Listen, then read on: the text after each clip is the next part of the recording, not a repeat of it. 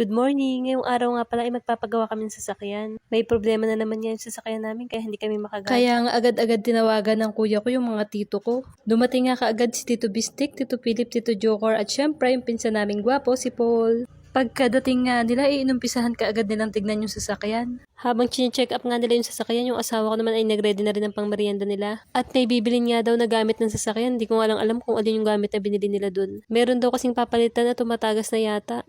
Dahil nga madalang namang umuwi yung mister ko, madalang ding magamit yung sasakyan. Kaya ayan, nai-stack lang. At yung mister ko nga ay nauna nang magkape sa kanila dahil ayaw pa nilang magkape.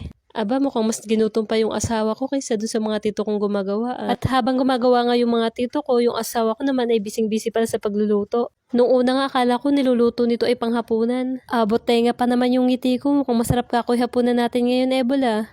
Ipinagyabang pa sa akin at ngingiti-ngiti pa. Aba, yung niluluto niya pala ay pangpulutan kaya pala hindi kumikibo.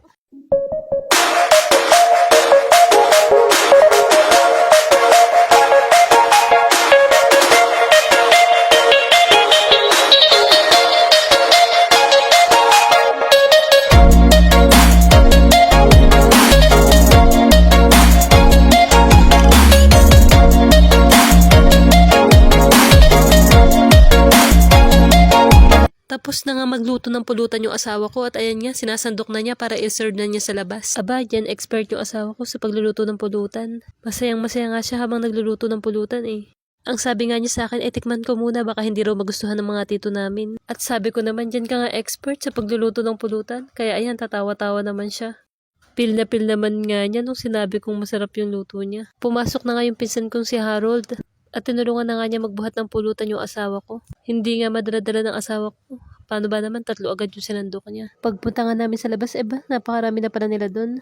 Dumating na rin pala si Tito Iking at saka si Tito Edmond.